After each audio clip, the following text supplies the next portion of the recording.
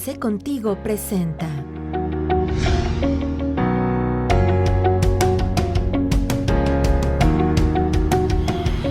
Hola amigos, bienvenidos a sus sesiones de Arce Contigo. Es un gusto volverlos a saludar, que nos estén acompañando el día de hoy. El tema que vamos a tratar es por demás importante. Yo sé que siempre les digo que es un tema muy importante, pero verdaderamente el tema del día de hoy es un tema que he sentido la preocupación del sector empresarial a través de las diferentes acciones que la autoridad fiscal ha estado implementando en los últimos años. Y es que la verdad es que es una verdadera delgada línea entre pasar de una fracción administrativa a un delito fiscal. Y justamente es el tema que vamos a tratar el día de hoy. Y pues bueno, me siento súper feliz de que hayan aceptado la invitación dos grandes especialistas del tema. Vamos a tener dos visiones jurídicas profesionales y con una amplia experiencia en este tema de fiscal, para lo cual pues bueno, me he permitido invitar y bueno, agradezco de nueva cuenta que acepten la invitación.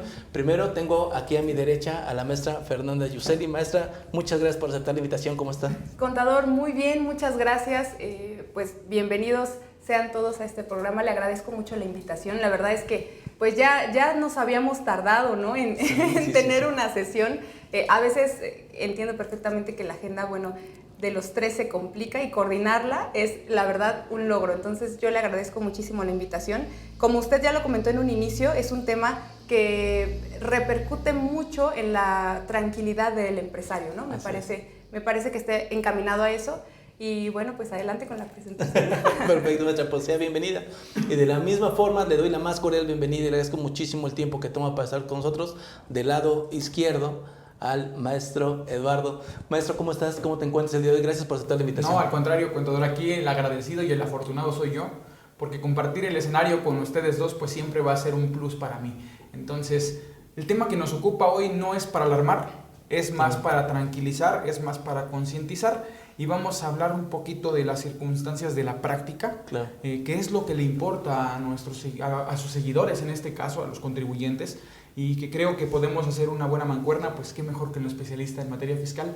Siempre es importante una dupla, claro, en la defensa del contribuyente en este tipo de casos, en materia fiscal y la materia penal. Totalmente. Y bueno, y la contabilidad y el tema de las empresas como contigo, de la planeación. Así es, maestro, pero la verdad es que sí, el panel de hoy es muy nutrido porque el tema lo amerita. El tema, la verdad es que se ha vuelto cada vez un poquito más complicado de llevar a cabo. Hemos perdido a lo mejor un poquito el rumbo, hablando del sector empresarial, que de repente ya no sabemos por dónde andamos o por dónde la autoridad está generando sus facultades, y desafortunadamente la autoridad cada vez es más incisiva. Esa es la realidad. Entonces el día de hoy, como bien lo apunta el maestro Eduardo, no es un tema para alarmar, sino es un tema para verdaderamente hacer un autoanálisis y poder generar acciones que permitan mayor tranquilidad al empresario, ¿no? Entonces, pues muy atentos al tema. Casi vamos a estar por los técnicos y los rudos platicando, porque no por el maestro Eduardo, sino porque el tema es rudo. Creo que cuando un asunto salta de un tema administrativo fiscal a un tema penal, las cosas se ponen serias y se pone mucho más difícil la atención.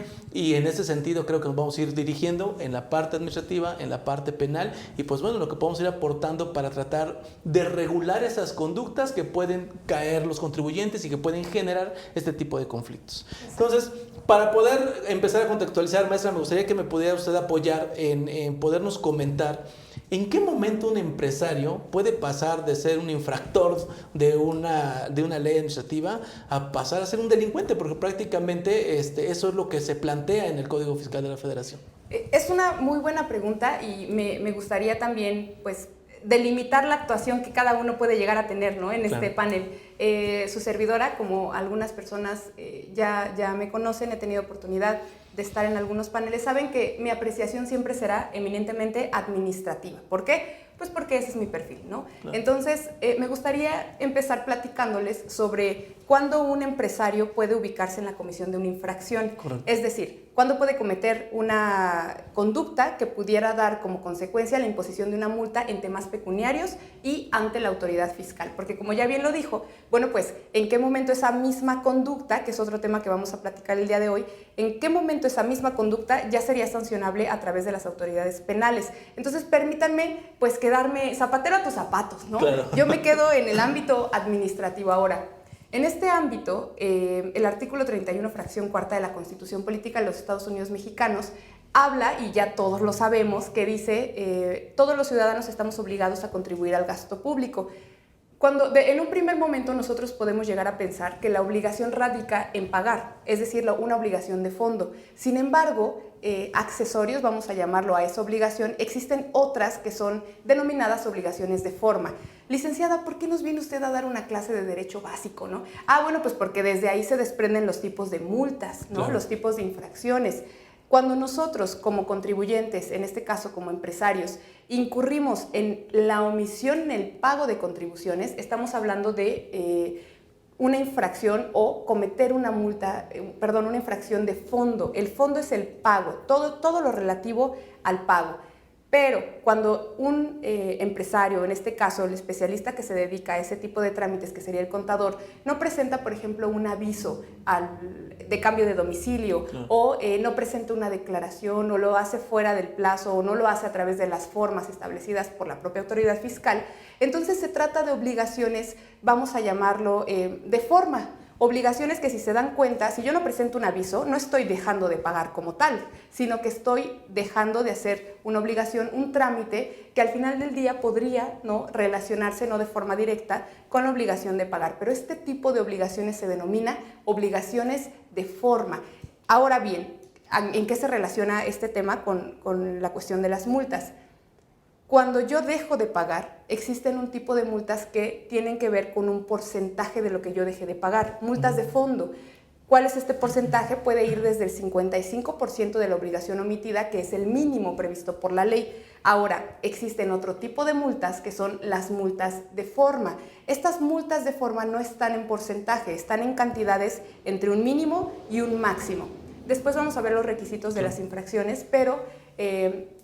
licenciada, nuevamente, ¿para qué nos platica todo esto? Bueno, pues cuando el empresario deja de pagar, puede ser sancionado por la autoridad con una multa de fondo. Pero en ese dejar de pagar hay muchos trámites que no hizo. Por ejemplo, no se dio de alta en el RFC, o por ejemplo, no presentó declaraciones, que evidentemente pudiera llegar a ser. Todos esos trámites también serán sancionados por la autoridad, es decir, multas de forma. Entonces, ¿cuál es la diferencia, la línea delgada que muy bien comentaba usted? ¿Cuál es esa línea delgada entre que en un empresario puede ser un infractor para el tema administrativo y ya puede ser puede ser un delincuente, pero aquí el licenciado me va a aventar su café, porque estamos peleados con el tema de la presunción de inocencia, pero bueno, ¿en qué momento puede ser un presunto, ¿no?, delincuente? Pues ya tendrá que analizarse la conducta cometida y, en su caso, si ésta se encuadra en lo que contempla la ley penal. Y es un tema delicado porque si nosotros leemos las conductas establecidas en norma, son muy similares, ¿no? Claro. Y aquí intervendría un principio que se denomina non bis in idem, pero bueno, lo vamos a platicar después. No Claro. quiero decirle cuál es la delgada línea, porque entonces ya me metería en temas penales, pero sí es importante que establezcamos la introducción administrativa. Cuando un empresario comete una multa, una infracción, ¿no? Claro, y la verdad es que en ese tema el código es muy amplio en el tema de sancionar algunas acciones que te llegue a llegar. Sí. Llega a ser el contribuyente, ya sea que las haga o que las deje de hacer, ¿no? Porque tenemos multas por infracciones al RFC, por presentación de declaraciones, tanto informativas como de pago, como usted ya bien señalaba, el tema del uso de los formatos que la propia autoridad está señalando, el tema de no llevar contabilidad, que también hay un tema bien interesante en el tema de llevar contabilidad o llevar doble contabilidad, que también es un tema importante, y en fin, hay un catálogo muy extenso de acciones que el contribuyente puede llegar a cometer, muchas veces de manera involuntaria, maestro Eduardo, porque a mí me ha tocado ver empresas que tienen 40, 50, 60 años trabajando Y dicen, es que yo lo hacía así porque así lo hacía mi papá y porque su papá también así lo hacía. Entonces nosotros lo venimos manejando de la misma forma y nunca me han caído, nunca me han revisado. Híjole, pues qué padre que no te haya revisado, pero también ahorita quisiera platicar de este tema o de esta visión que algunos empresarios tienen de que pues ni modo que metan a la cárcel a todos o ni modo que revisen a todos. Y hay que tener mucho cuidado con ese tipo de situaciones que creo que son de muy alto riesgo. Pero bueno, atendiendo a lo que la maestra nos acaba de comentar en el área administrativa, vamos a pasar a la parte penal sobre el mismo asunto. ¿En qué momento me vuelvo de infractor a un, coincido, presunto delincuente? Sí. Aunque la autoridad no nos toma como presuntos, maestro. No, eso es un hecho. Aquí cuando nosotros podemos hablar con tecnicismos de decir, bueno, presunción de inocencia me embiste a mi persona para el efecto de que yo no pueda ser considerado como responsable hasta que se demuestre lo contrario, pero la idea de la autoridad sí es mostrarte ante los demás como un delincuente. Eso es la verdad. Se te sataniza. Claro. Ese es un tema que socialmente ya impacta. Impacta desde el momento en que probablemente tus colaboradores, tus trabajadores, tus socios ya no quieren tal vez laborar contigo a raíz de una investigación.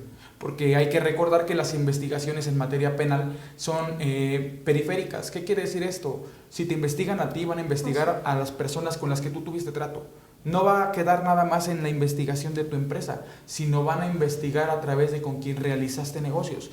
Y pues evidentemente esto impacta. En la materia administrativa siempre hay una cierta tranquilidad porque pues no hay una citación a la persona físicamente. Pero en materia penal tienes que ir a una fiscalía, tienes que ir a un juzgado, te tienes que someter a ciertas reglas y ahí sí lo vives en carne viva, en carne propia. En materia administrativa es por medio de documentos, es por medio de escritos. En materia penal tienes que acudir personalmente, no puede ser a través de ningún poder, no puedes tú solicitarle el favor que alguien vaya contigo, tienes que acudir. Pero ¿cuál es esa delgada línea entre la cuestión de la infracción y el delito? Básicamente han coincidido muchos autores que es el dolo penal. Okay. ¿Qué es el dolo penal? Bueno, el dolo es la intención de querer hacer algo que ya sabes que la ley prohíbe. Pero, oye, también la infracción sabemos que te lo prohíbe. ¿Cuál es la diferencia? Cada delito contemplado en el Código Fiscal de la Federación tiene ciertos requisitos que se deben cumplir para que surja a la vida jurídica un delito. Por ejemplo, en la defraudación fiscal, yo puedo dejar de pagar ciertas contribuciones y probablemente sea acreedor a una infracción, a una multa. Pero si también engaño a la autoridad, entonces estoy cometiendo un delito. Me estoy aprovechando de un error de la autoridad, estoy cometiendo un delito. Ahí se traspasa la línea de la infracción a un tipo penal. Okay. Entonces, es una delgada línea que a veces es imperceptible, pero hace un rato comentabas algo, contador, a veces lo hacen sin querer. Sí. En materia fiscal los delitos son dolosos, no admite la culpa. Es decir, si yo realicé una conducta sin estar pendiente, primero debo de verificar si con el simple hecho de dejar de cumplir me ubico en el supuesto. Y si es así, tengo que afrontar las consecuencias. Ahora, la cuestión de una investigación de un hecho delictivo le compete completamente a la autoridad investigadora, en este caso a la Fiscalía General de la República. Pero creo que ese es un tópico que vamos a tocar más adelante, pero la entrada de la delgada línea sería eso, principalmente el dolo. El dolo, la estructura de la legislación, porque el legislador prácticamente copió y pegó en algunas cosas, como infracciones y como delitos. Incluso hay infracciones que se agravan cuando se está ante la comisión de un hecho delictivo. Entonces, prácticamente hablamos de que la diferencia entre una y otra es la sanción, mientras que en la infracción es pecuniaria, en el penal es corporal. Claro. Sí, que justamente por eso es que ahí recae el tema del estrés que genera a los contribuyentes y que además la autoridad lo sabe, evidentemente. Sí. Hemos visto el actuar de la autoridad que ha querido encaminar prácticamente ahora todo a temas de evasión, de elusión y que obviamente hacer delitos de defraudación fiscal. Todas esas cuestiones pues obviamente generan cierta presión hacia el contribuyente que bueno, si está mal asesorado, si encuentra pues hay un poquito de ignorancia en el proceso, podría estar susceptible a caer a este tipo de acciones que la autoridad de repente hace, que de repente no son del todo legales, y ahorita me gustaría también entrar en ese proceso. Ya tenemos como una diferencia básica entre pasar de un delito o una infracción administrativa hacia un delito en materia penal. Sin embargo, hay otras características que dentro del procedimiento de determinación en unas y otras que pueden causar diferencias importantes. Entonces, en una sanción, en un proceso de sanción administrativa, ¿cómo actúa la autoridad? ¿Qué es lo que hace? ¿Qué es lo que el empresario debe estar atento para poder, pues, evitar en medida de lo posible que salgan los supuestos? Qué interesante pregunta, justamente, contador, por lo siguiente. En las sanciones administrativas es muy importante que nosotros tengamos en mente el hecho de que la autoridad de mutuo propio es quien determina si cometimos una infracción. ¿A qué me refiero? El Servicio de Administración Tributaria, tratándose de temas federales, de mutuo propio y en sus sistemas y con base en los datos de los cuales se pueda llegar, ya sea proporcionados por instituciones bancarias, otras autoridades, etcétera, es decir, toda la información de la que se pueda llegar, el SAT determina si el contribuyente se ubicó o no en la comisión de una infracción. ¿Esto qué implica? El Código Fiscal de la Federación es claro en establecer que todas las actuaciones de las autoridades tienen una presunción de ¿qué? De legalidad.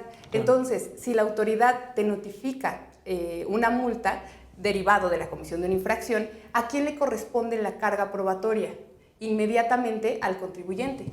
Entonces, ese es un punto clave porque en materia penal, como estoy segura que lo platicará el licenciado, pues cambia la dinámica por completo. Entonces, cuando nosotros hablemos de infracciones de carácter administrativo, la carga de la prueba siempre radicará en el contribuyente. Esto a su vez, ¿qué representa? Pues que se tiene que allegar de los elementos probatorios. Ahora, en el mismo Código Fiscal de la Federación se establece una posibilidad de regresarle la carga de la prueba a la autoridad, pero en casos específicos y bajo reglas de la misma forma específicas. ¿Cuáles son?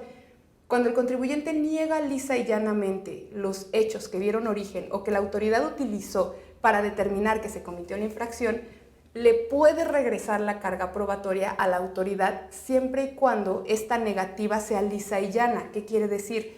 Que no implique la afirmación de otro hecho. O sea, yo niego, no sé, que si la autoridad determina, por ejemplo, hubo un caso que me gusta mucho platicar de porque me parece que ejemplifica justamente de lo que estamos platicando. Supongamos que hay una verificación de la expedición de comprobantes fiscales, ¿no? Entonces, y usted dígame, pónganme una hasta aquí, porque miren, yo veo cámara y a mí, yo me sigo. Entonces, supongamos que la autoridad practica una verificación de expedición de comprobantes fiscales y llega el día 1 de enero, bueno, 1 de enero no porque sería inhábil, pero supongamos que llega el 20 de enero al local, ¿no? Llega, da inicio con la diligencia y se da cuenta que ese 20 de enero, siendo las 3 de la tarde, la contribuyente no expidió un comprobante fiscal. Entonces, fíjense, la conducta por la cual en su momento será sancionada es por no expedir comprobantes fiscales el día 20 de enero a las 3 de la tarde. Esa es la clave, el origen que da pie a que la autoridad determine la infracción a las normas fiscales, que recordemos que es nuestra obligación expedir comprobantes fiscales. Bueno, ¿para qué les platico todo esto? Porque el simple hecho de que un verificador asiente en un acta circunstanciada este hecho, entonces dará pie a que cuando llegue a las oficinas de la autoridad identifiquen la comisión de una infracción y posteriormente le van a notificar una multa, ¿no? Entonces, cuando le notifican la multa, fíjense cómo fue el mecanismo que hay detrás de la imposición de esta multa. La autoridad de mutuo propio identificó la comisión de la infracción y notificó la sanción, que bueno, en ese entonces de este asunto que les platico, la sanción estaba en 13,570, ¿no? Aproximadamente. ¿Qué va a pasar en este caso? Le corresponde al contribuyente desvirtuar el origen de esa multa. ¿En qué consiste? Bueno, pues acreditar que el día 20 de enero a las 3 de la tarde sí expidió el comprobante fiscal. Fíjense cómo consiste, en qué consiste o cómo se puede materializar la dinámica de una multa. ¿A quién le corresponde? Al contribuyente. A menos, les decía, que niegue lisa y llanamente esos hechos.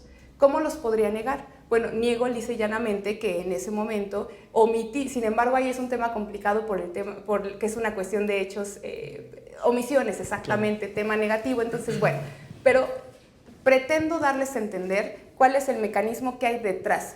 No te pregunta, Claro. No te dice, oye, ¿estás de acuerdo? Sí, no. Eso viene después, en el momento en el que te notifican la sanción, entonces tú ya tendrás oportunidad de desvirtuar a través de ya sea un recurso de revocación, un tema de medio de defensa, etcétera, ¿no? Pero es dentro de las oficinas de la autoridad lo determina, te notifica la comisión de una infracción y por ende la multa.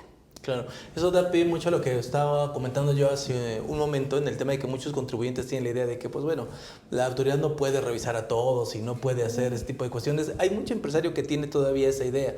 Sin embargo, hay que también ser muy claros en el tema de que si bien es cierto, no existe capacidad para fiscalizar a todo el mundo, sí hay información que la autoridad tiene de primera mano, muy rápida, muy eficiente y donde puede determinar ciertas conductas por parte de los contribuyentes. Yo le digo, por ejemplo, y lo vemos mucho con el tema de las cartas de invitación. O sea, ve la carta de invitación, no la guardes en el cajón, no la ignores. Al final de cuentas es porque la autoridad ya detectó algo en ese proceso, ¿no? Y permite, si me permite hacer un pequeña comentario respecto a eso. Miren, las cartas de invitación es una campaña, vamos a decirlo así, que tiene muchísimos años. Antes se notificaban vía correo físico, ¿no? Llegaban al domicilio, ni siquiera fiscal, a veces el domicilio, la casa habitación del contribuyente. Entonces, esto ha evolucionado. Sí. En algún momento tuvimos un asunto en donde cuando se le explicó el riesgo de sufrir un acto de fiscalización por parte de la autoridad, el contribuyente, lo que ya comentaba, decía, bueno, pero es que yo he venido manejándome así todos estos años, mi padre, mi abuelo, etcétera, y nunca me han revisado. Sí, porque antes la autoridad lo hacía de forma física. Hoy en día tiene acceso a todos los datos de forma electrónica, entonces basta un clic para que pueda hacer match y entonces decidir o identificar pues qué contribuyentes pudieran encontrarse en la comisión de una infracción o de un delito, ¿no? Claro. Hoy en día basta un clic, se incorpora el tema de las revisiones electrónicas en donde la autoridad ya emite una preliquidación, o sea, ya tiene básicamente lo que tú en su momento podrías desvirtuar a través de la exhibición de elementos probatorios. Entonces, para los empresarios que nos están escuchando, que hace años nunca les llegó una visita domiciliaria, una revisión de gabinete, que era lo que se daba, los tiempos han cambiado, ¿no? Entonces ahorita nos encontramos ante ya una, vamos a decirlo, evolución de las autoridades administrativas y hay que decir una cosa bien importante, se tiene que reconocer, la autoridad fiscal es pionera en la incorporación de temas digitales, de temas tecnológicos. Entonces, no hay que confiarse por esa parte. Ahorita ya todos somos susceptibles de una revisión electrónica. Claro, perfecto. Adelante. Bueno, eso que platicamos de que los empresarios creen que no te van a tocar porque es el azar, puede que sí, pero el Estado no hace lo que puede. El Estado hace lo que quiere. Y cuando quiere, puede. Eso es un hecho, ¿eh? Las herramientas que tiene el Estado administrativas y penales son amplias, pero cuando hablamos de la imposición de una condena o de una pena por la comisión de un hecho delictivo va más allá, no es un procedimiento tan sencillo. Aquí intervienen distintas autoridades. Interviene en primer lugar la autoridad fiscal como querellante, es decir, primero identificar que se le ha cometido un delito, que se le ha cometido incluso un perjuicio para ciertos casos, presentar la querella, presentar las pruebas necesarias para la investigación y aquí entra la investigación con el fiscal. El fiscal en este caso va a ser la Fiscalía General de la República. ¿Por qué? Porque es de orden federal. La investigación la tiene el monopolio la Fiscalía. El 21 Constitucional nos dice que solamente la Fiscalía puede realizar investigaciones. Entonces, aquí nosotros cuando ya tenemos en el plano de la investigación, como contribuyentes o como empresarios, nuestra primer línea de defensa es en la Fiscalía. Okay. Y aquí es donde a la mayoría de las personas les surge el miedo y el temor de no saber cómo afrontar un citatorio de la Fiscalía, porque muchas veces dicen, a la tercera que me llamen voy. Dicen, son el tercer citatorio y voy. Eso ya quedó en el pasado. Anteriormente, una ley procesal permitía un llamado, un citatorio hasta por 3 ocasiones, las primeras 2 eran multas y a la tercera ya te presentabas. Ahora no, Ahora el Código Nacional de Procedimientos Penales te permite que seas llamado a que te defiendas, a que des datos para la identificación de tu persona, para ubicarte y que estás haciendo frente a un proceso. Pero si tú no lo haces, podemos correr el riesgo incluso de que más adelante en un proceso se nos imponga una medida cautelar de prisión preventiva. Es riesgoso. Claro. Entonces, Sí, claro. lo primero que debemos de conocer es qué hacer cuando tenemos un citatorio por parte de la Fiscalía General de la República. Es atenderlo.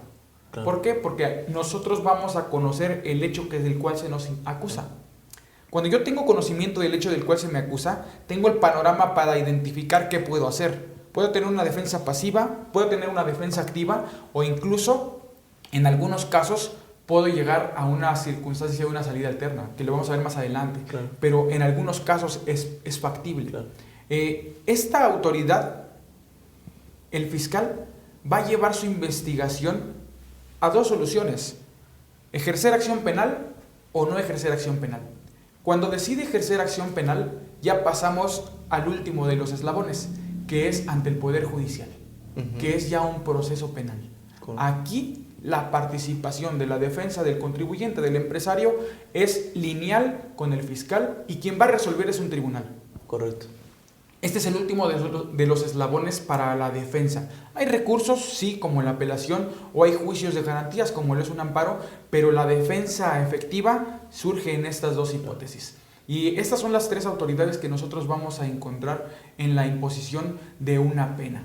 Y aquí la carga de la prueba es contraria, porque la carga de la prueba corresponde completamente al fiscal.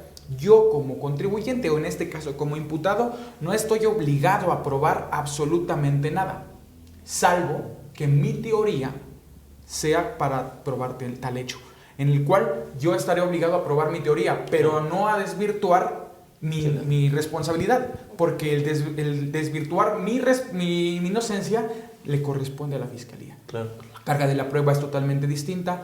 Aquí nosotros podemos guardar silencio. Incluso pongo un ejemplo.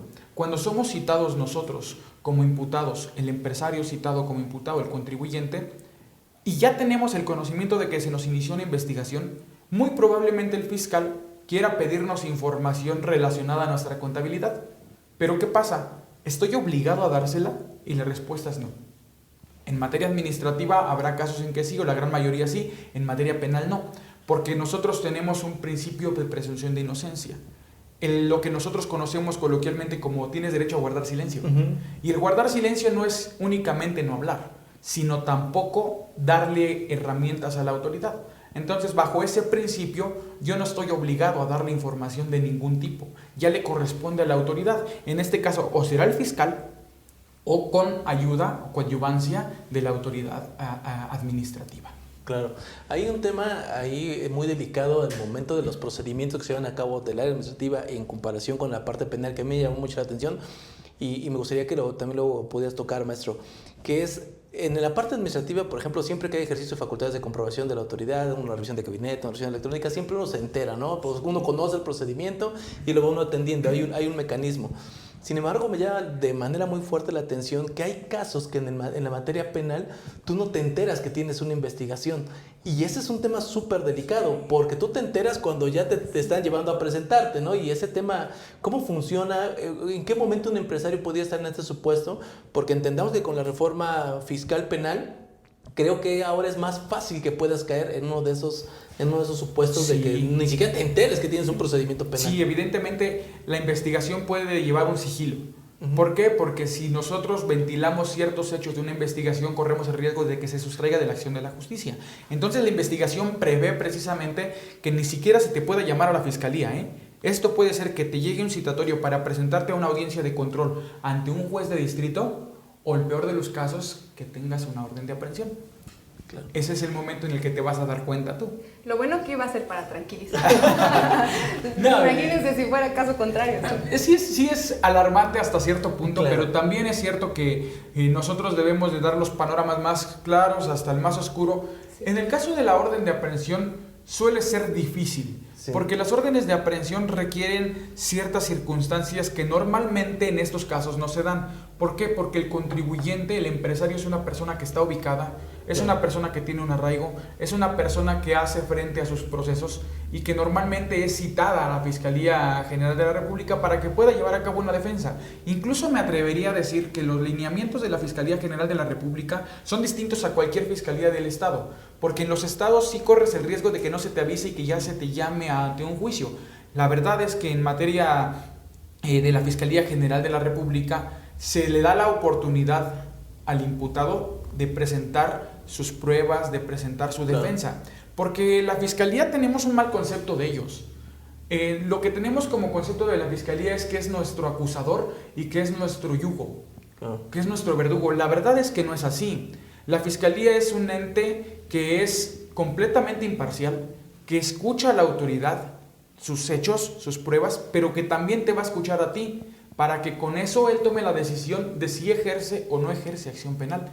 Pero sí debemos de cambiar un poco la percepción de la fiscalía.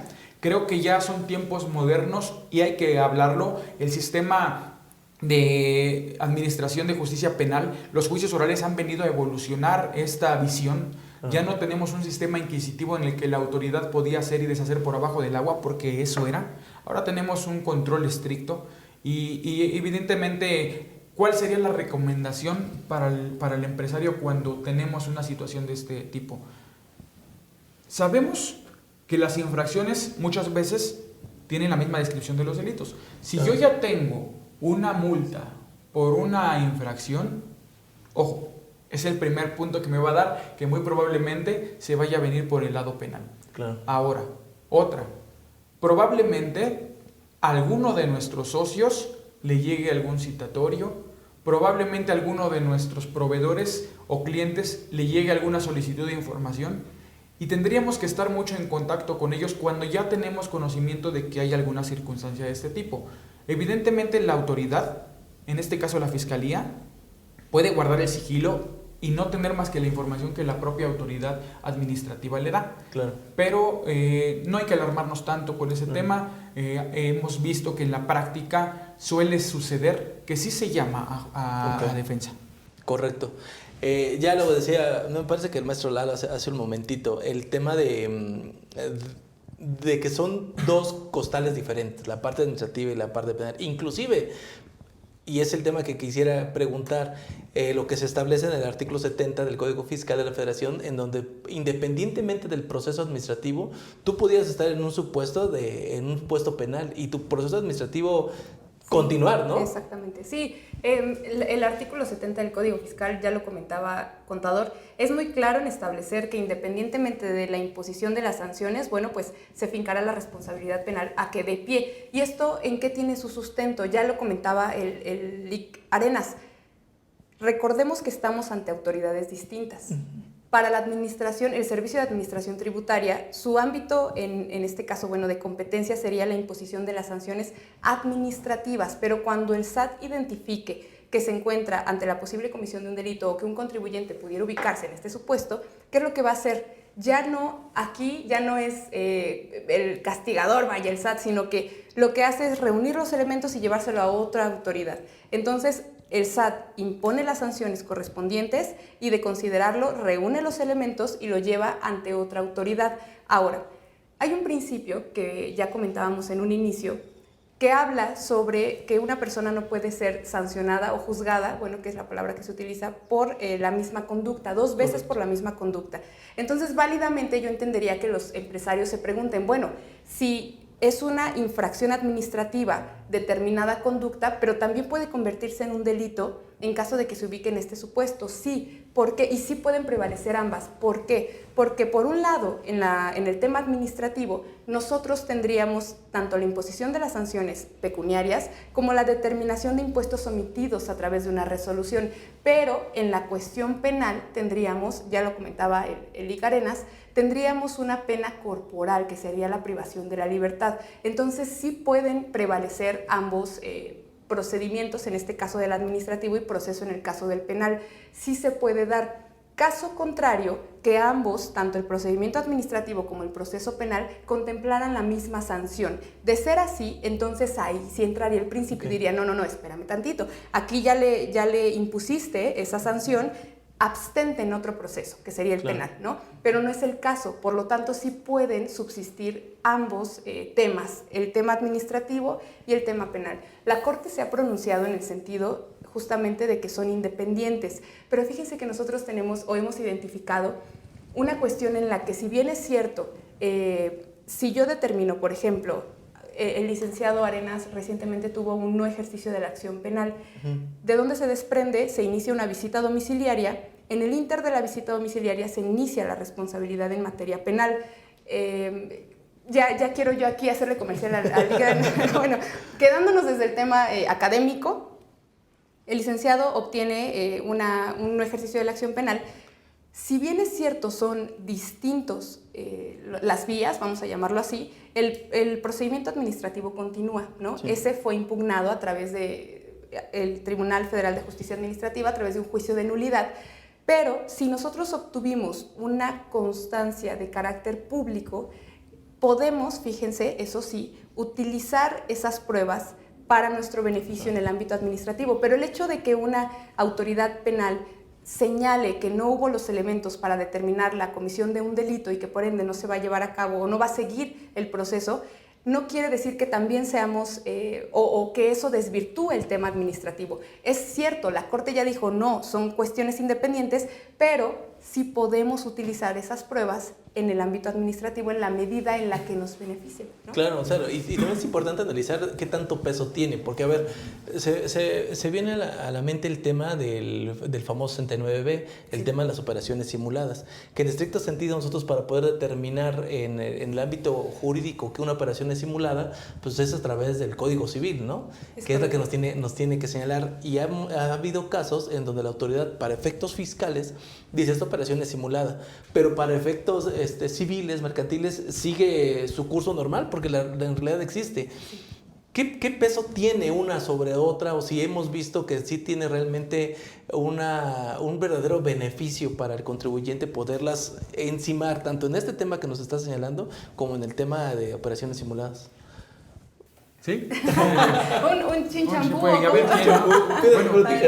la verdad es que analizábamos nosotros siempre. Vamos de la mano mucho con la licenciada Fernanda cuando tenemos una cuestión administrativa que traspasa lo penal, y en este caso específicamente en el que les platicaba ella, no podemos argumentar, como bien ya lo dijo ella, ya gané el penal, deshazte del administrativo por arte de magia. No funciona así.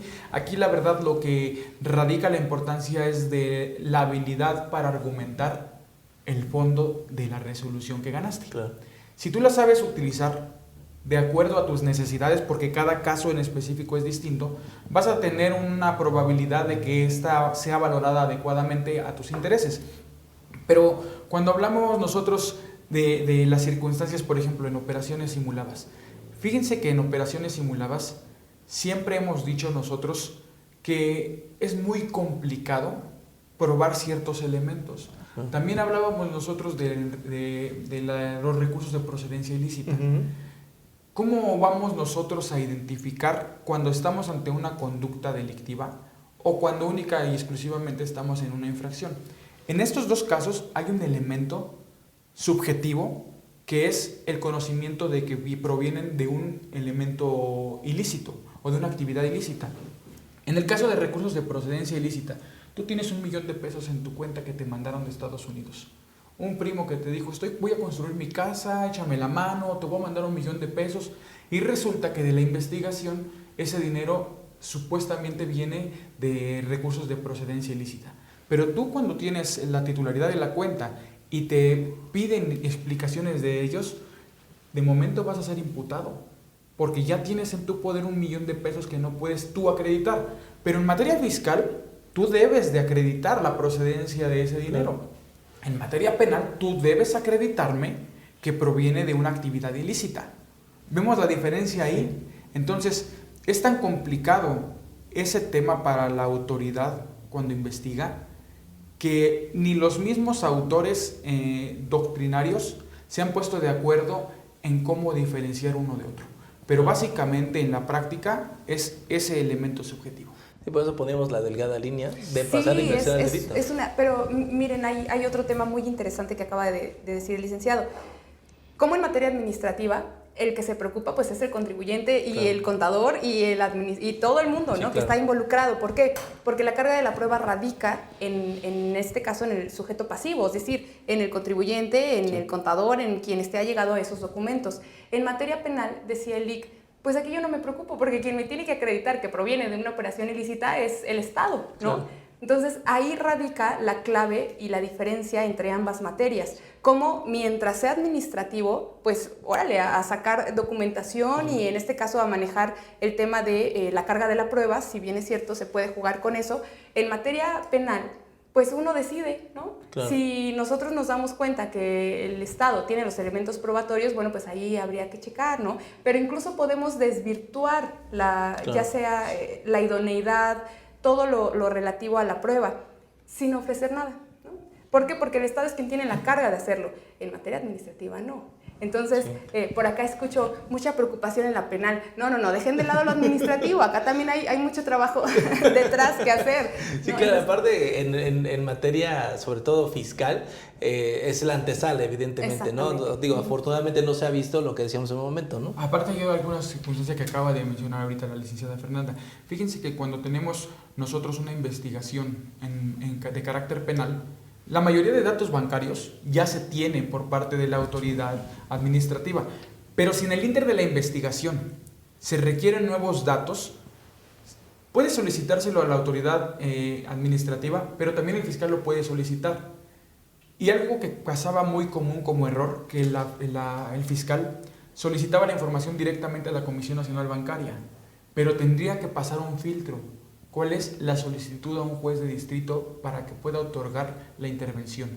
Ojo, la autoridad administrativa puede hacerlo sin mayor problema. El fiscal no. Requiere una autorización de un juez federal. Entonces, hay que saber ubicar esas hipótesis, porque si no estamos en una investigación penal, de momento se puede obtener toda la información que se considere por parte de la autoridad administrativa. Pero si ya estamos en una investigación y el fiscal quiere obtener más información tuya de un tercero, por medio de esa investigación tiene que tener la autorización de un juez. Y muchas veces se desconoce esta circunstancia porque se defiende con la visión de lo administrativo. Claro. Cuando cambias tu chip y te pones a ver que en materia penal es un tanto distinto, entonces puedes tener un poquito más de probabilidades, sí, de éxito, porque también eso impacta en la investigación. No es lo mismo una defensa pasiva o dejar que el fiscal haga lo que quiera cuando tú ya pones un freno, cuando tú ya desvirtúas, cuando tú propones actos de investigación que van a dar como resultado que el fiscal equilibre la balanza, porque el fiscal está así. Cuando llega la autoridad, se inclina, pero cuando llegas tú, lo nivelas o lo llevas a tu lugar. Entonces eso es importante como tip, como sí, claro. Pues, es un punto fino muchas veces de litigar. Esa es la realidad, es que es un punto fino que muchas veces con la visión de la defensa en materia administrativa se pierde un tanto de este lado.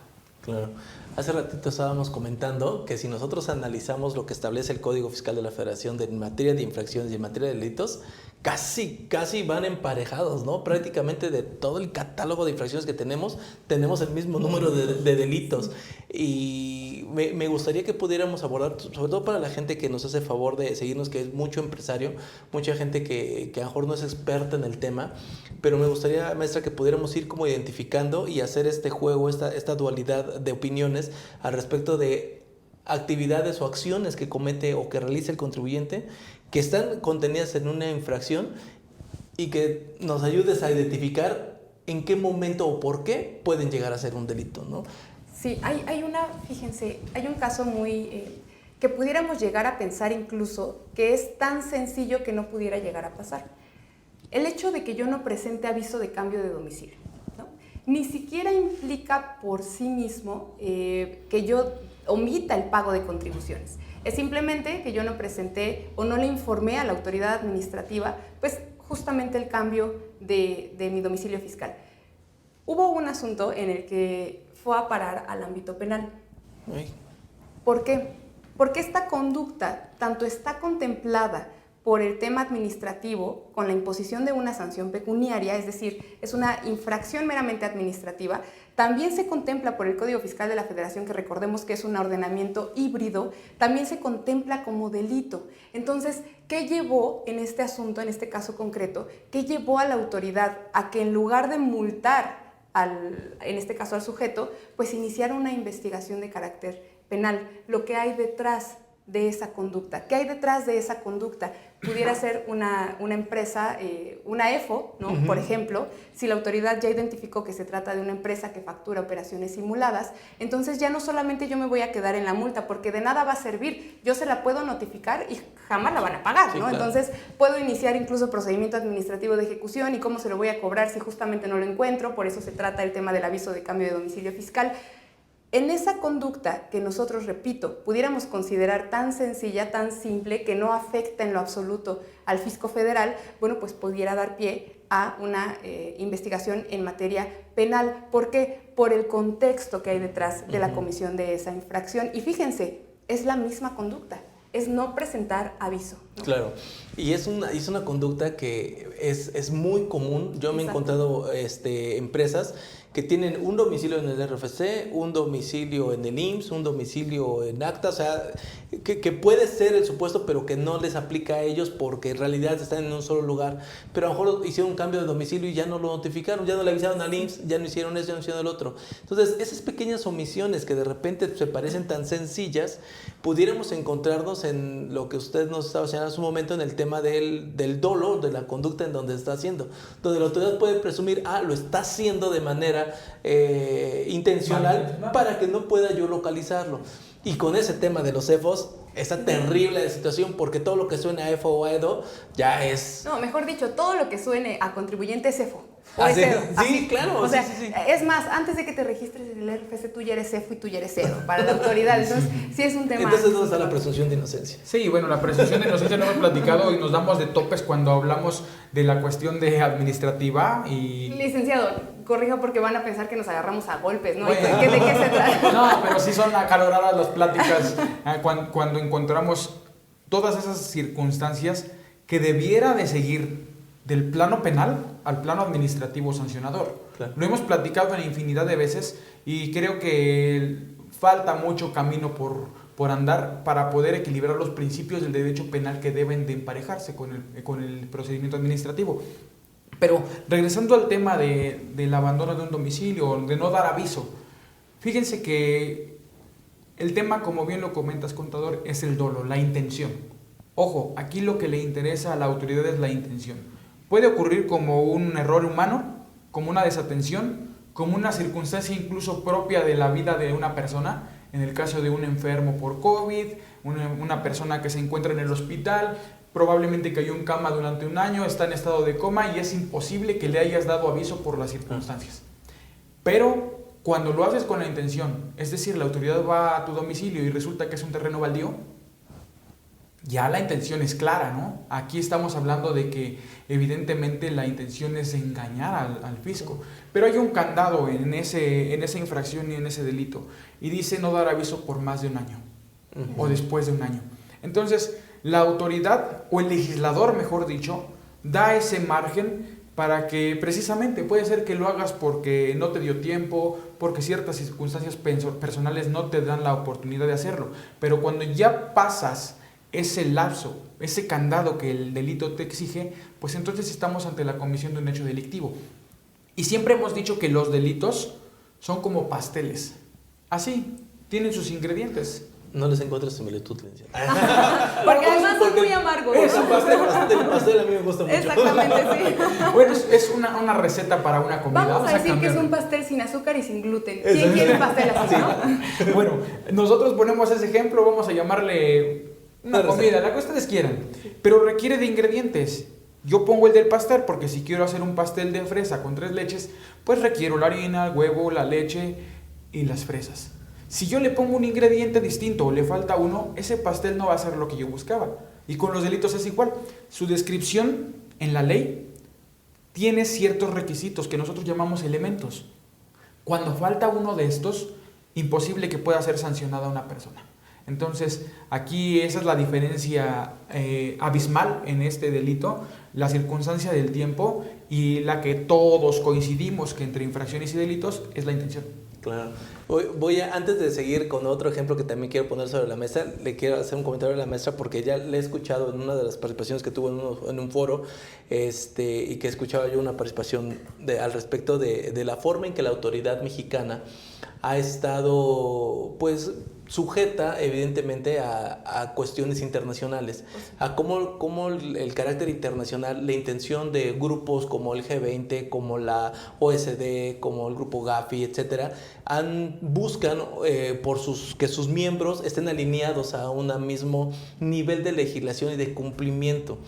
Y pues comentábamos en una sesión anterior que México ha querido mantenerse en esos grupos así agarrado con las uñas y dando así pasos agigantados, pero termina siendo, y lo escuchaba yo con usted, termina siendo a veces muy tropezado esa legislación y dejan muchos huecos que terminan afectando directamente a los contribuyentes, inclusive a la propia autoridad, porque como ahorita comentaba el maestro Eduardo, o sea, hay muchos elementos que de la parte administrativa no se pueden trasladar así en automático en la parte penal y la autoridad termina topándose con eso. Sí, sí.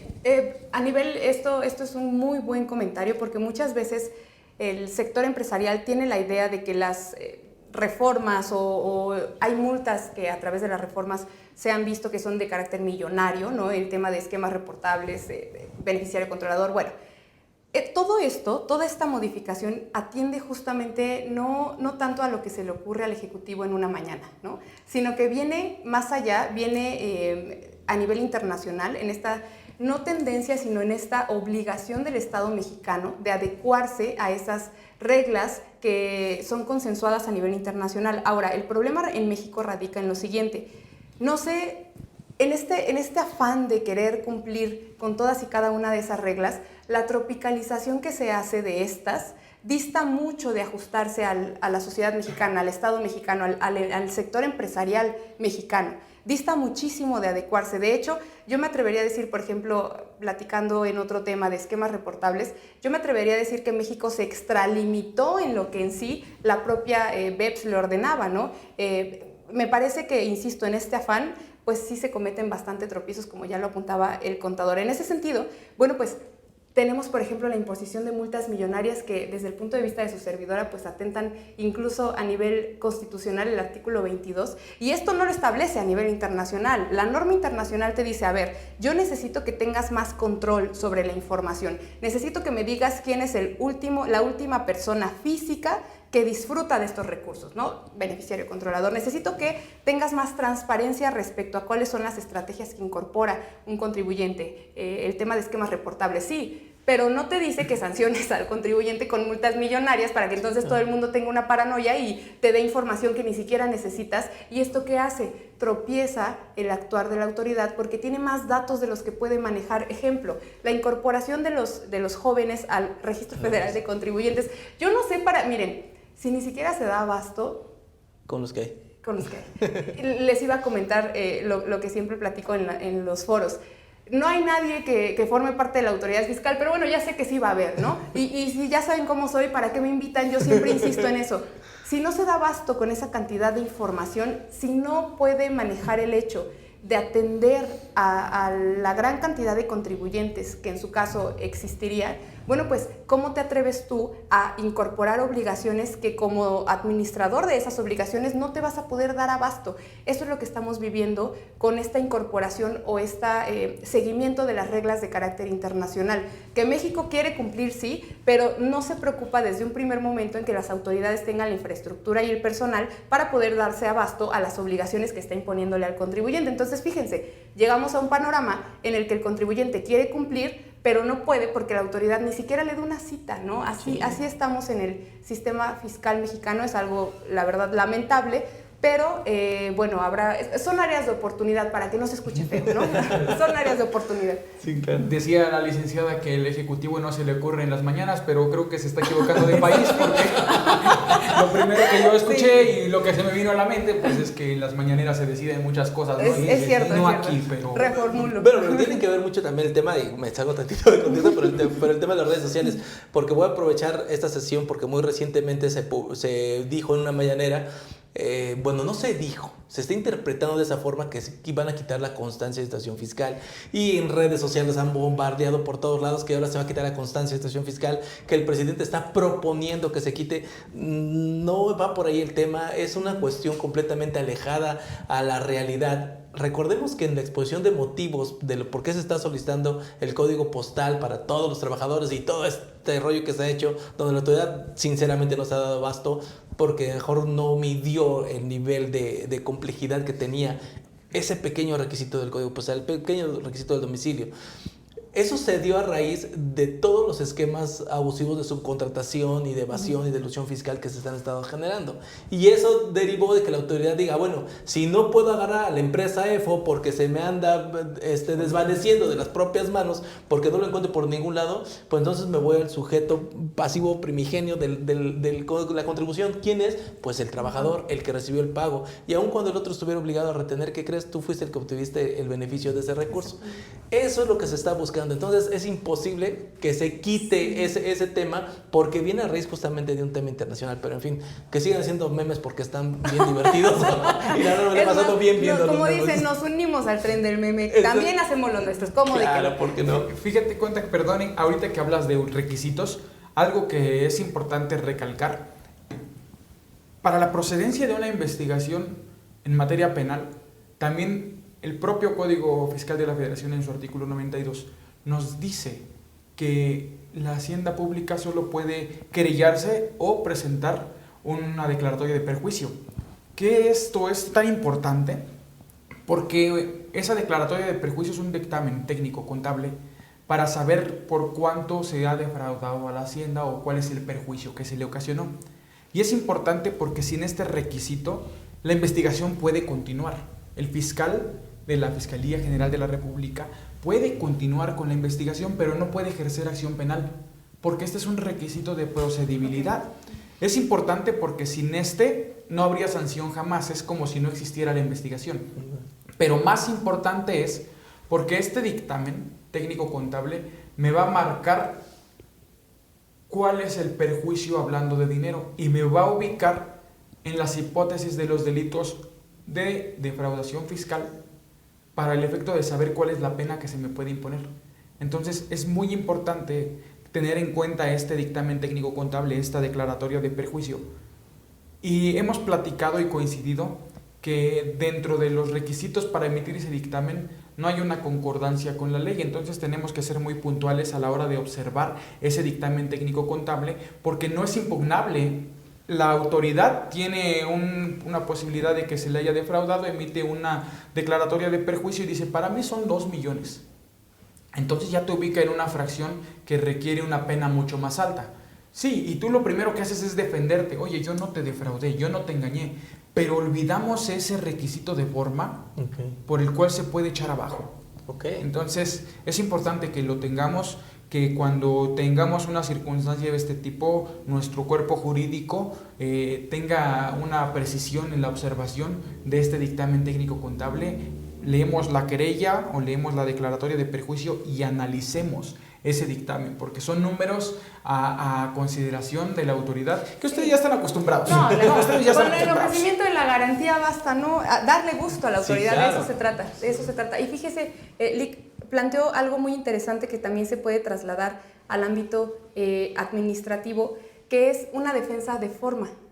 Por ejemplo, en las multas, y me parece que valdría la pena abordar este tema, ¿cuáles son los principales errores que se cometen al momento de encontrarte en la imposición o que seas notificado de una multa o que seas notificado del inicio de un proceso en materia penal? ¿Qué errores se cometen? Fíjense, cuando nosotros hacemos una defensa de una multa, de una infracción administrativa, lo primero que hay que identificar es si se cometió o no el fondo por el cual la autoridad considera que yo cometí una infracción, es decir, la conducta. En este ejemplo que les platicaba hace unos minutos, en el sentido de que llega la autoridad, practica una verificación de expedición de comprobantes fiscales, les decía, el 20 de enero a las 3 de la tarde, ¿no? Supongamos. Mucho se comete el error en tratar de controvertir el fondo de este asunto que sería la comisión como tal, que yo el 20 de enero a las 3 de la tarde no expedí un comprobante fiscal. Entonces, al momento de controvertir, insisto, esta infracción, Respecto al fondo, lo que se hace es, por ejemplo, y se vio en un asunto, es exhibir comprobantes fiscales de otros días para decirle a la autoridad, oye, yo sí expido comprobantes fiscales, pero ojo, en eso no radica el origen de la multa. El origen de la multa radica en que tú el 20 de enero a las 3 de la tarde no expediste un comprobante fiscal. ¿Cuál sería la forma de defensa de fondo? La única forma en la que tú pudieras desvirtuar esa multa de fondo sería que exhibieras el comprobante fiscal del 20 de enero a las 3 de la tarde que la autoridad te está diciendo que no expediste. Es la única forma. Entonces, no lo vamos a poder hacer. ¿Por qué? Pues porque no lo expidió el contribuyente. Aquí entra la defensa de forma y es analizar los elementos de forma del acto administrativo. Correcto. Y controvertirlo por esa vía, que es justamente lo que comentaba el licenciado. Muchas veces se olvidan de temas de forma, ¿no? Inmediatamente nos vamos respecto al fondo. A ver, ¿defraudaste o no defraudaste, no? Hay otro tipo de defensa que es, insisto, atender a temas formales, que al menos en el ámbito administrativo existe un elemento de forma que pudiera dar pie a la nulidad lisa y llana, que es la competencia, ¿no? Okay. Entonces, hay otros elementos de forma cuyo resultado pues no es tan benéfico para el contribuyente. ¿Por qué? Porque genera la emisión de una nueva resolución en la que se purguen esos vicios de forma, pero el crédito ahí sigue, ¿no? Pero hay otros, insisto, como el tema de la competencia, que ya no le permite a la autoridad volver a emitir esa resolución, entonces el crédito se extingue, ¿no? Correcto. Abonando a lo que dice, ¿cuáles son los errores de repente que cometemos cuando tenemos una citación para una investigación penal? Muchas veces lo que queremos hacer es desvirtuar que realmente somos responsables y lo primero que hacemos es darle información y aventar todas nuestras cartas y descubrirnos, como coloquialmente se dice. Ese es un error, porque de ese hecho probablemente estamos perfeccionando la investigación del fiscal con documentaciones que probablemente aún no tenías en el procedimiento administrativo. Y que, ojo, si tú te descubres tus cartas y dentro de esas cartas existe algo que no está bien, también puede ser investigado por ese hecho, porque en este caso la autoridad hacendaria tendría la oportunidad de hacer una ampliación de denuncia, esto con base en los documentos que tú mismo le diste. Entonces, guardar mucha calma, analizarlos, ver si realmente tengo la necesidad de acreditar en materia penal o me espero a que ellos me formulen una conducta específica. Porque muchas veces nos gana el miedo, nos gana el nervio. Yo no fui, soy una persona honesta. Y es cierto, muchas de las ocasiones suele suceder así. Pero nosotros no tenemos que probarlo. Hay que tener mucha calma. Hay veces que es peor la infracción en materia administrativa, bueno, valga la redundancia, que la cuestión de la sanción penal.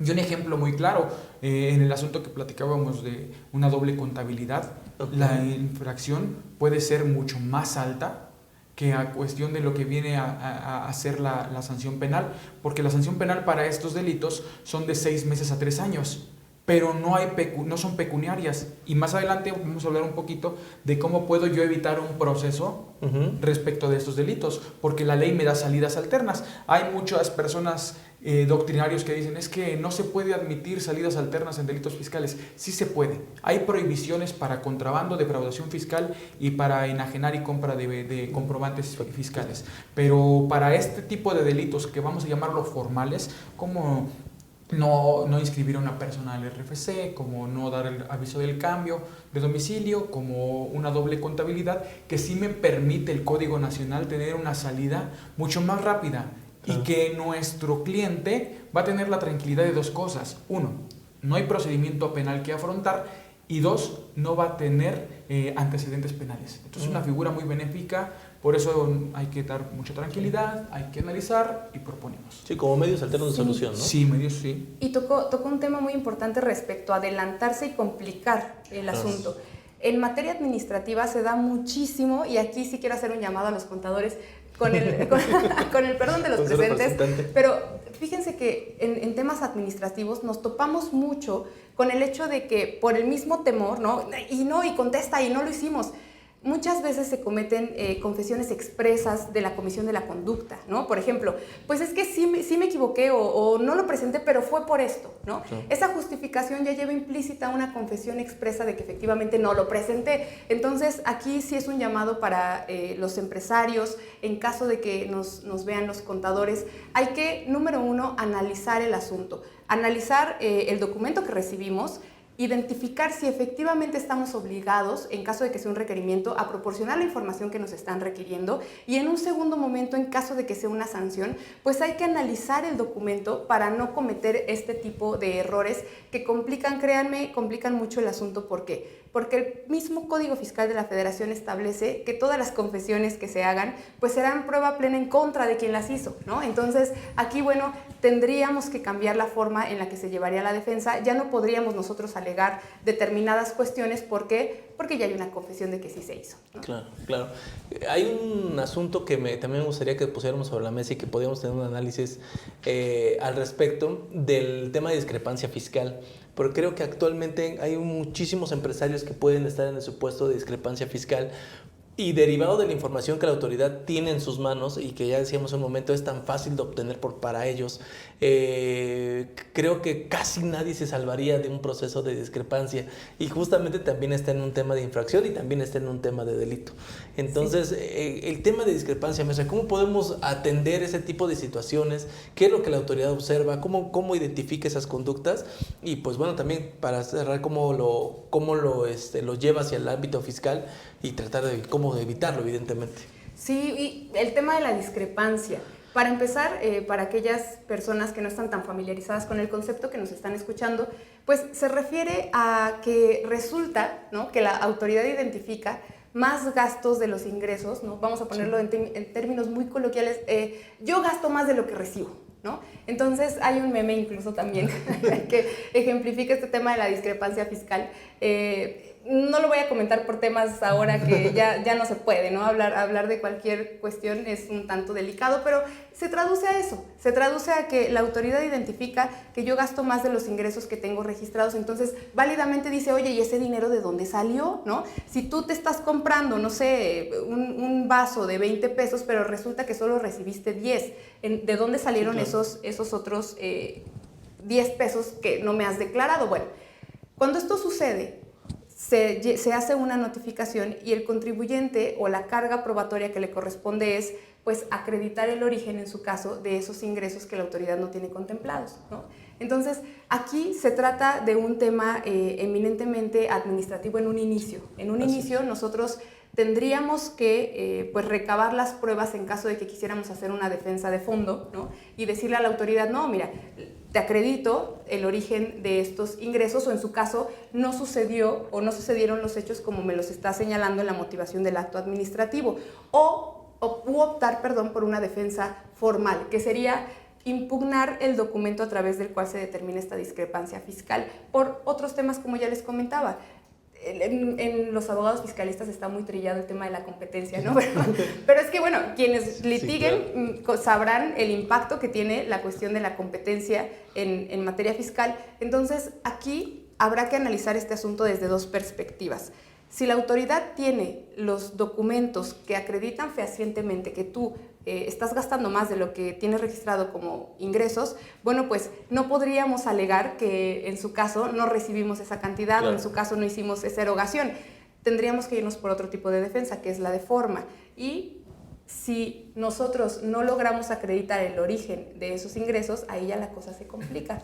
También se puede complicar. ¿Por qué? Porque pudiéramos dar pie a que la autoridad presuma, ¿no?, que se trata de otras cuestiones. Y una discrepancia fiscal me parece muy tiene muy poca atención de lo que se merece. ¿Por qué? Porque la discrepancia fiscal puede dar pie a muchas otras consecuencias jurídicas, como por ejemplo el tema del 69B. Claro. ¿Por qué? Porque nosotros estamos pues recibiendo ingresos que no son identificados, ¿no? Entonces ahí pudiera dar un tema delicado. Puede dar también pie a cuestiones penales, y pues pudiera dar pie a la determinación de impuestos omitidos respecto a esos ingresos en caso de que la autoridad así lo determine. Entonces, número 1, vamos a pagar el impuesto correspondiente a eso. Número 2, pudiéramos vernos inmersos en un procedimiento relativo a operaciones simuladas inexistentes. Y 3, pudiera dar pie a un tema penal, además de las infracciones correspondientes, ¿no? Sí, claro. Cómo el tema pudiera volverse muy delicado. El tema de no presentar una declaración, inclusive recordemos que tenemos conceptos para el tema de las personas físicas, conceptos que deben ser informativos en nuestra declaración anual, con premios, donaciones, etcétera. Y si nosotros no los informamos, híjole, pues hacemos más complicado el proceso de poder atender en caso de que estemos sujetos a un proceso de discrepancia fiscal. Bueno, y si eso ya le añadimos, como decía la maestra, cuál es el detonante para pasar de la parte administrativa fiscal a una parte penal, que lo que te hayan observado pues termina siendo que no lo pudiste comprobar y no pudiste identificar, y independientemente de que no lo hayas presentado, no pudiste identificar de dónde viene ese dinero. Y entonces ahí ya entramos completamente a otro canal, ¿no? Sí. Fíjense que hace un ratito tocaba yo este punto de los recursos de procedencia ilícita, y yo decía, en materia administrativa puede ser que tú no compruebes de dónde viene ese dinero, porque es tu caja de ahorro, porque es la tanda, por lo que tú quieras, sí, claro, porque gastas con una tarjeta de crédito, con un límite alto y ahora ya no tienes la solvencia económica, pero la sigues utilizando. Pero no basta con no probar en materia penal la procedencia de ese recurso, porque, repetimos, la carga de la prueba es en este caso de la autoridad. Sí. Y el fiscal tiene la obligación de probarme primero que son recursos de procedencia ilícita y que yo sabía que son recursos de procedencia ilícita. Esos dos elementos a mí me hacen el combo para poder identificar que realmente estoy ante la comisión de hecho delictivo. Si a mí me dicen, Eduardo, tienes el $1,000,000 en tu cuenta, ¿de dónde salió? Y yo digo, pues me lo mandó mi primo. ¿Y de dónde viene? Pues no sé. Pues él está trabajando allá en Estados Unidos y él me dice que está trabajando en eso y le está yendo bien. No, pues es que ese dinero no tienes tú la forma de probar la legalidad del mismo. Sí, en materia administrativa estamos de acuerdo, no voy a poderlo probar, pero en materia penal me debes de probar que es un recurso ilícito. ¿Cuáles son las operaciones que vamos a tener como vulnerables, ¿no? Robo de hidrocarburos, secuestro, extorsión, cohecho. Esas son las primeras conductas o tipos penales que vamos a tener antes de llegar a los recursos de procedencia ilícita. Cuando yo ya tengo una cantidad de dinero y la identifico que viene del robo de hidrocarburos, o viene de secuestro, o viene de cohecho, entonces ya tengo el primer elemento para decir si estoy ante una operación con recursos de procedencia ilícita. Pero ahora, yo titular de la cuenta, ¿tenía conocimiento de que provenían de este? Es una cosa aparte. Claro.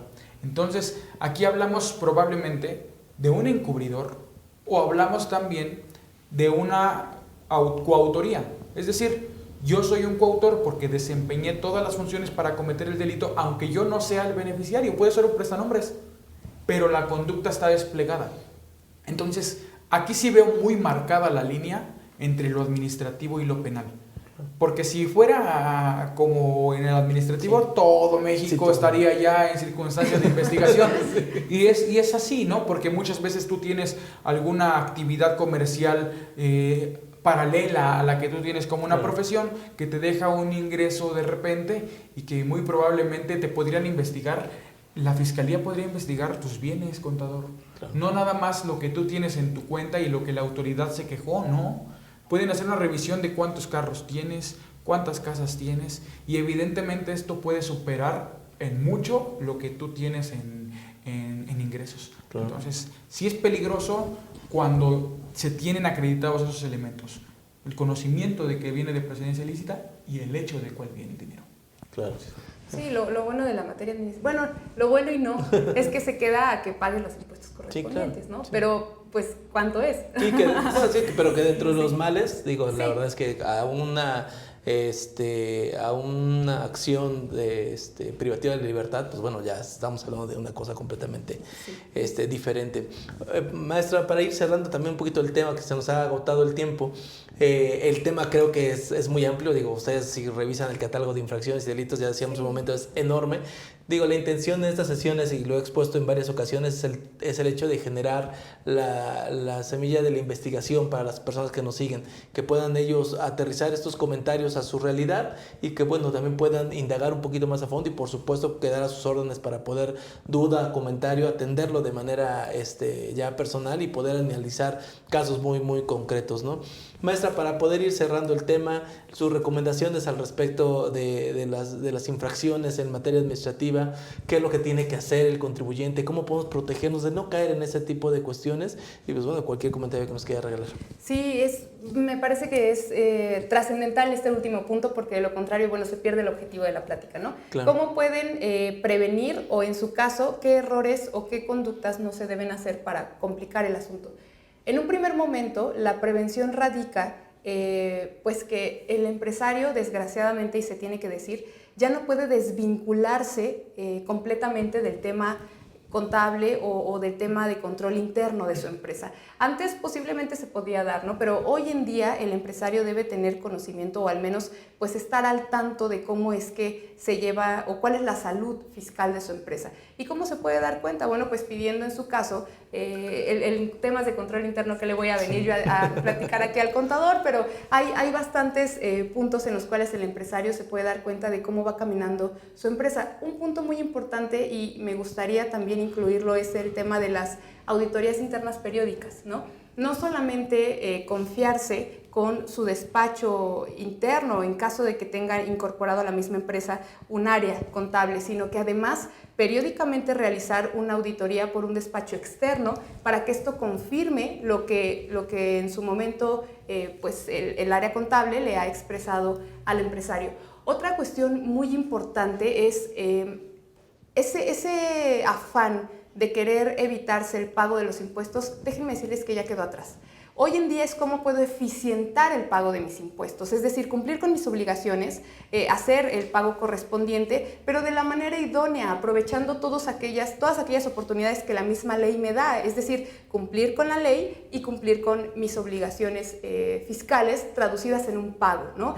Esta tendencia de decirle al contador, y también que le voy a yo a decir al contador, pero que llegue el empresario y que le diga, ¿cómo le puedo hacer para no pagar? Eso ya quedó atrás. Es una práctica bastante, vamos a decirlo, que ha originado muchas complicaciones a todos los contribuyentes. A veces se dicen, pagan justos por pecadores, y también hay que decirlo, la autoridad fiscal no empieza a incorporar candados nada más porque sí, claro, sino que lo hace a raíz de las conductas evasivas que ha visto en los contribuyentes, y bueno, eso nos perjudica a todos, porque cada vez tenemos más cargas administrativas internas, cada vez tenemos más obligaciones de forma que hacen muy lenta la operación de una empresa, la complican, y además, bueno, elevan por mucho el tema de los precios de nuestros productos o servicios. Entonces, esa es una segunda recomendación. Este tema de cómo le hago para no pagar ya quedó atrás. Esto es, cómo le hago para cumplir, eficientando este cumplimiento. Una última recomendación que sí también me gustaría compartirles es que cuando les llegue a los contadores, en este caso sería porque son los que tienen el primer contacto con las infracciones, con las sanciones de estas infracciones, es no intenten, por favor, atenderlas sin la asesoría de un abogado, ¿no? de su abogado de confianza. ¿Por qué? Porque muchas veces, ya lo decía en un principio, zapatero a tus zapatos, ¿no? Tú eres experta en experto en esta materia, bueno, pues abócate, porque de lo contrario, si tratamos de extralimitarnos en nuestras actividades, podemos complicar un asunto que en un primer momento se pudo resolver de forma muy, muy ágil, muy rápida. Entonces, no tengan miedo de acercarse a un abogado. Miren, hoy en día, o mejor dicho, antes se creía que si llegaba una multa es porque el contador se equivocó, ¿no? Hoy en día no. Hoy en día llegan multas sin ni siquiera llevar a cabo esas actividades, ¿no? La autoridad de repente notifica, fuera de las multas pudieran ser cartas invitación, el tema de vigilancia profunda, y resulta que ni siquiera nosotros estamos obligados a esos supuestos. Entonces, hoy en día ya se perdió esa imagen de que si se notifica una sanción quiere decir que el contador está haciendo las cosas mal. No, hoy en día cualquiera puede ser susceptible de la notificación de una sanción. Bueno, ha llegado el caso de que llegan multas de otros contribuyentes a buzón tributario que no es el contribuyente, entonces imagínense, ¿no? Otra recomendación, insisto, muy importante es acérquese con un abogado, platiquen el asunto, analícenlo y bueno, en su momento ya se propondrán pues las mejores soluciones o las más eficientes, idóneas, ¿no? Esa es mi recomendación. Perfecto, muchas gracias, maestra. Maestro, para ir cerrando el tema, tus recomendaciones y bueno, te recuerdo para que no se vaya a olvidar el tema de los medios alternos de solución en delitos fiscales. Bueno, en este caso lo primero que debemos de hacer es cuando tenemos conocimiento de una investigación, si llega personal de la fiscalía, que en este caso va a ser agentes de la investigación criminal, nos van a pedir nuestros datos como personas imputadas. Hay que darlos, no hay que omitirlos, no hay que cambiar nuestro domicilio. Ese error puede traer como consecuencia una pena, una medida cautelar distinta. Si yo puedo afrontar mi proceso en libertad, pero le miento a la autoridad con mis datos, es una condición para que yo pueda estar en prisión preventiva por una circunstancia muy pequeña. Claro. Lo que tenemos que hacer entonces es recibir, dar nuestros datos e inmediatamente dar aviso a nuestro abogado penalista. ¿Para qué? Para que se tome a cabo o se lleven a cabo todas las decisiones tendientes a una defensa. Desgraciadamente no puedo yo decirles cuáles son las acciones preventivas, porque esto es como una enfermedad, hasta que la tienes te dan el tratamiento. Claro. Lo que tenemos que esperar es el citatorio, acudir, tener copia de la carpeta y saber qué voy a hacer.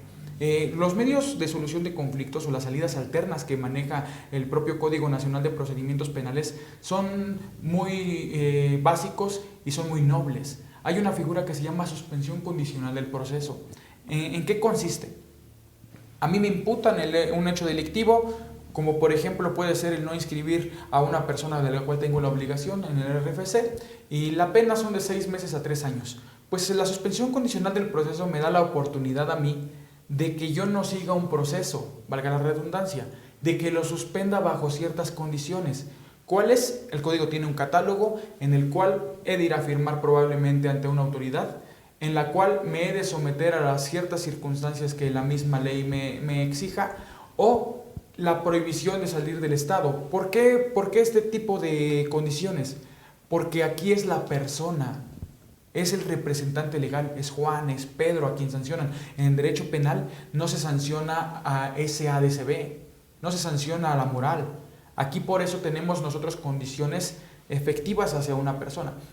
La ventaja de estas figuras es que nosotros podemos gozar de nuestra libertad, no tener un proceso penal y no tener antecedentes penales. No lo puedo usar a diestra y siniestra. Esa es una figura que yo puedo utilizar y bajo el cumplimiento de 2 años entonces después puedo utilizarlo otra vez.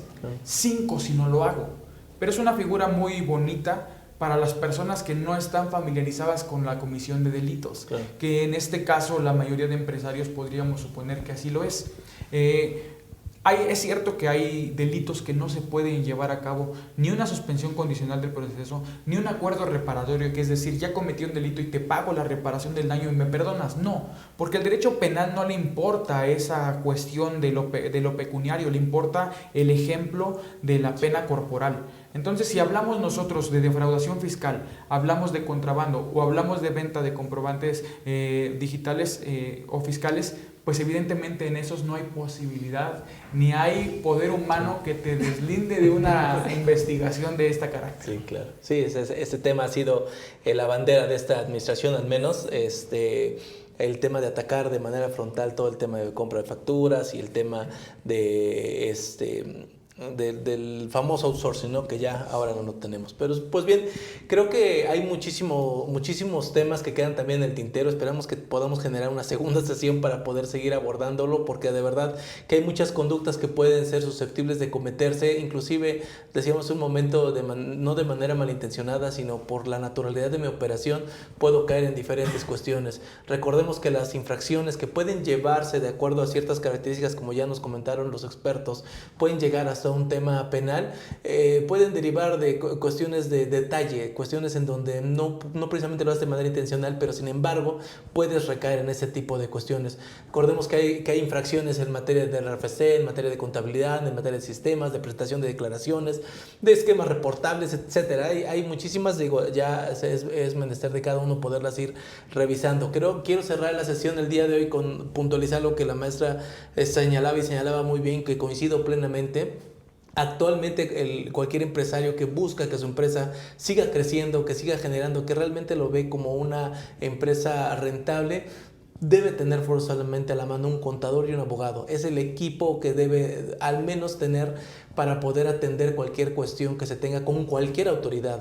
Si bien es cierto, al contador se le ha cargado muchísimo la mano, también es cierto que muchas veces los contadores nos metemos en donde no debemos. Y me parece que el tema de poder hacer equipo con los abogados es lo mejor y la solución más factible ante cualquier circunstancia que se tenga ante las autoridades.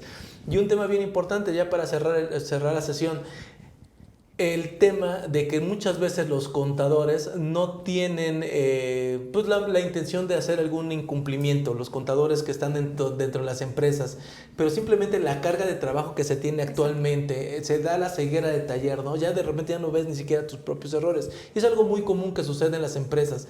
Y por eso retomo lo que la maestra Fernanda decía en su momento, el tema de tener a alguien que supervise lo que está haciendo el contador, no por falta de capacidad ni por un tema donde no sepa hacerlo, simplemente porque la propia operatividad de la empresa lo lleva a cometer ciertos errores o omisiones. El hecho de tener las auditorías externas que te puedan poner de manera puntual cada una de las errores o omisiones que se estén generando, te va a permitir tener mayor tranquilidad. En el despacho nos ha funcionado un tema de diagnóstico que hacemos a todas las empresas, que no precisamente llevamos los procesos contables nosotros o que llevamos los procesos de defensa, simplemente el hecho de supervisar lo que se está haciendo al interior de la empresa te da otra visión, aparte son ojos frescos para poder ver el tema. Exactamente, y es como, miren, equipárenlo como un doctor. Imagínense que ustedes están con su doctor de cabecera, de repente el doctor les dice que tienen una enfermedad terminal. Evidentemente van a buscar un segundo o un tercer diagnóstico que confirme, en el peor de los casos, o que les diga, ¿saben qué? Hubo una mala apreciación de estos factores, no te vas a morir, ¿no? Claro. Como tal, no te vas a morir. Bueno, pues véanlo de esa forma. Es una segunda opinión de expertos que confirma que estoy haciendo las cosas bien o que en su caso identifica puntos en los cuales debo poner atención y que pueden llegar a ser un riesgo bastante alto para la empresa. Totalmente. Entonces, pues bueno, ahí está la recomendación. Agradecemos mucho que nos hayan acompañado en nuestra sesión del día de hoy. Les recordamos que nos pueden seguir en YouTube, en Facebook, en Spotify. Ahí están todas nuestras sesiones. La verdad es que comentarios de muchísimo valor. Les agradecemos mucho que hayan estado con nosotros y por supuesto, maestro Eduardo, muchísimas gracias por su tiempo y pues bueno, estamos a sus órdenes. Que tengan una excelente tarde. Invitamos a seguirnos en nuestras redes sociales.